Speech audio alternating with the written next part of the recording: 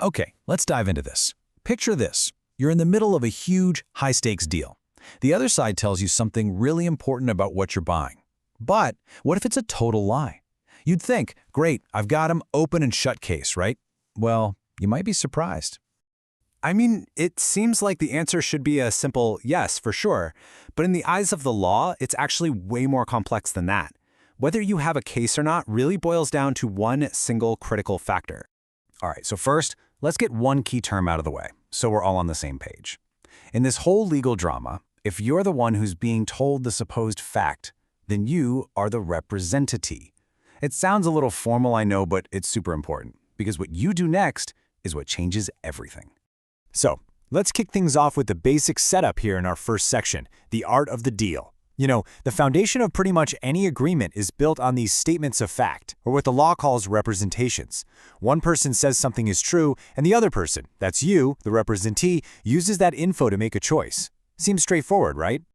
Let's make this real. Imagine you're looking to buy a little cafe. The seller slides some papers across the table and says, "This place is a gold mine. Profits are absolutely through the roof." You get excited, and based pretty much entirely on that one statement, you decide, yeah, I'm in. Let's do this. And this is where we get to our second section, an inconvenient truth. Because this is where our story takes a really fascinating twist.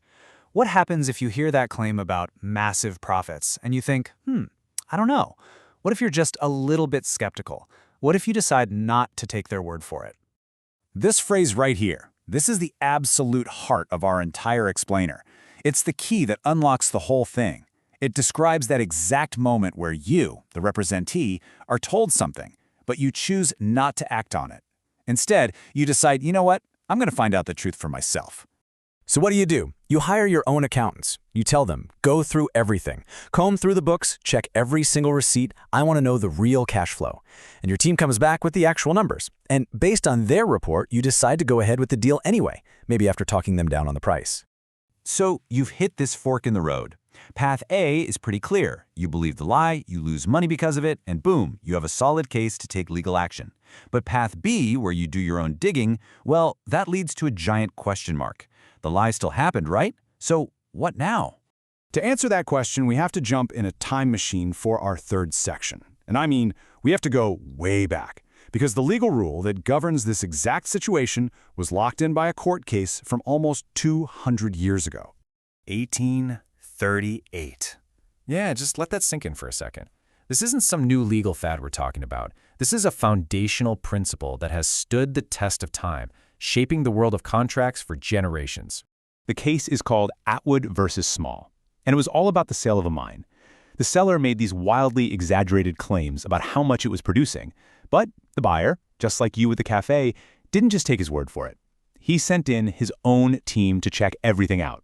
And that one decision, well, it made all the difference.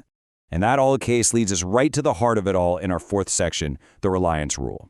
It created this incredibly powerful idea that acts as the most important link in this entire chain of events.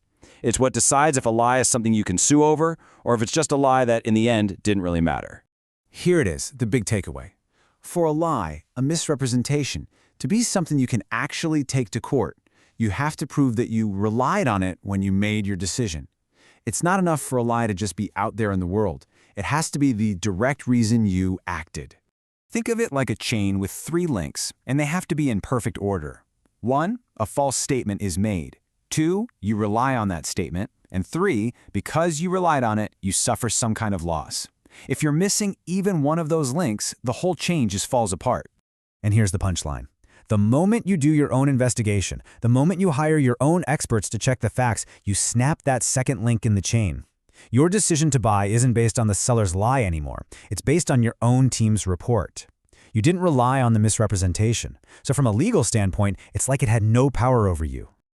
Okay, so let's wrap this all up in our final section, why this matters today. You might be thinking, what does some dusty old case about a mine from the 1800s have to do with me? Well, turns out everything. This exact principle is alive and kicking in every big negotiation today, from a multi-billion-dollar corporate merger all the way down to you buying a used car. So let's boil it all down. What are the key takeaways here?